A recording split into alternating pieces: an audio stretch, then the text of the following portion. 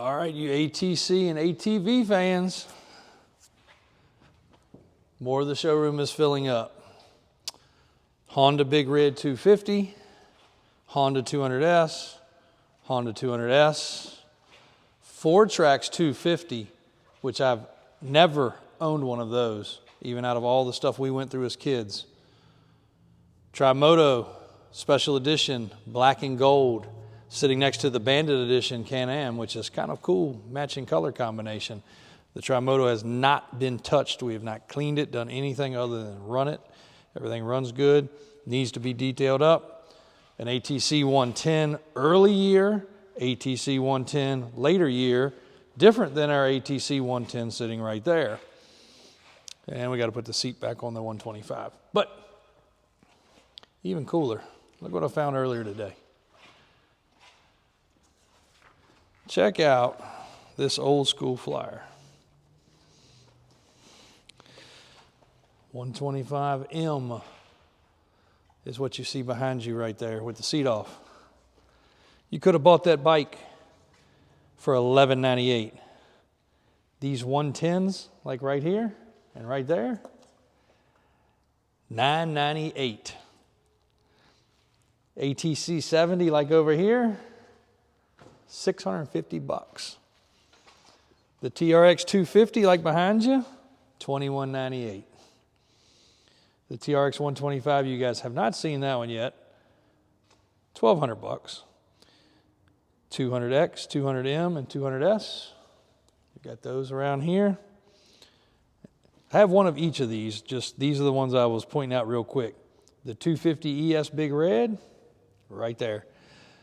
So the cool thing is each one of these says new features for 1985. Were stickers, decals, a couple of them went to a blue seat like the SX. Different things. It's pretty neat. It shows the features that were upgraded for the year. But also remember, that was before there was processing fees and setup fees and destination fees. When you went to a dealer, you could actually negotiate that price. If any of you guys have ever gone to try to buy something nowadays, you've got the price, then you've got tax, then you've got setup fee and destination fee and processing fees. Usually accounts for thousands of dollars of extra. Of course, we're talking about a $20,000 or $30,000, $40,000 side-by-side, but it's crazy that if you walked in with cash, you could have got it for probably less than that. Just like our square body trucks. We showed you guys yesterday a square body truck with a $13,000 window sticker. Actually got another one to bring you guys that's a $15,000 window sticker, and that's with additional options. But how cool is it? Just look at these things, guys. Like I said, need to do some detailing and cleaning. This is just the batch from today. That right there is a monster. That thing is going to be so much fun for somebody. So if you wanted the Big Red, this was basically your full wheel version of the Big Red. Best of both worlds. People were really scared of three-wheelers. Yes, guys, everybody always makes a comment. They're death traps and that people got injured. But in all of my years of messing with these things, again, my parents, just like a lot of you guys, wouldn't let us have a three-wheeler. They were unsafe when I was coming up in my generation. So I think that's why the three-wheeler thing is so heavy in a lot of our hearts, because we couldn't have them. We weren't allowed to have them. But the four-wheelers were no problem. I've actually known 2 people to get killed on four-wheelers. I've only known 1 person to break an arm on a three-wheeler. That's it. So the ratio in my eyes was they were both dangerous, but the four-wheelers killed more people than the three-wheelers, but I know traditionally, I know it's different. But 1987, pretty much all the three-wheelers were outlawed, went away. You didn't see them anymore. That's why the four-wheelers came out. But this is a kickstart with electric start option.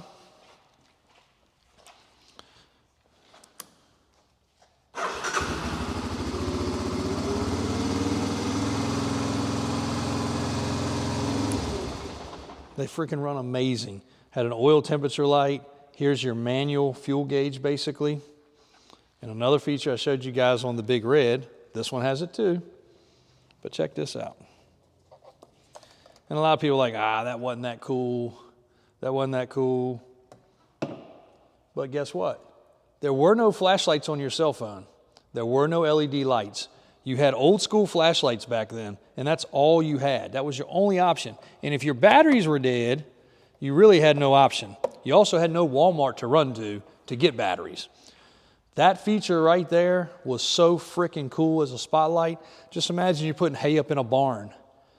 It's dark, and you don't have no power in a barn back then. That was your light. Big Red was the same way. Pops right off. Same deal. It came with more cable, though. Lots more cable. That one has been out. The one we pulled out the other day, it was still wound up like it was wound up from the factory. That was a handy feature. Now, of course, some people also used it for looking at animals, maybe, just to see what animals look like. But so cool. So many things were different back then. Also, you wouldn't think it's so cool, toolkit. That toolkit was all you had because you didn't have tools on random. Before we get to toolkit, 1984. Honda 200S, bought new, December of 1983. Original title, Norwalk, Connecticut. Honda's shop manual and brochures also came with it that day, and the owner's manual. This bike was parked in 1990. 1990. A lot of y'all probably watching weren't even born in 1990, including my guy behind the camera there. Parked in 1990. Completely original. Original toolkit in the original pouch with the original holder. All the screws and things that get lost are all still brass like they're supposed to be. Let's see if we can put this back on right. There we go. Original safety stickers. Original tires. And you can still see the marking on the tires. I would say these tires are 75% tread. Equate that in your mind. 75% tread, 1984 model. What can we relate this to? A 1984 square body. If it had 75% tires, that means it probably had 5,000 to 10,000 miles on it. All original paint, all original finish, all original parts. Even this coating right here on the handle grips, on the brakes. Factory handle grips with the little ends. A lot of people took and put red ones and pink ones and blue ones because that was the cool thing to do. All original. How cool would this be if it was an 84 square body like we have across the street, actually, so if it's 87, with 5,000 to 10,000 miles? It'd be the holy grail of originalness. So yeah, it's a 200S. It's not the coolest bike in the world. But it's been parked since 1990. That's 35 years, right? Yeah, 35 years. It's that perfect. It's never been messed with.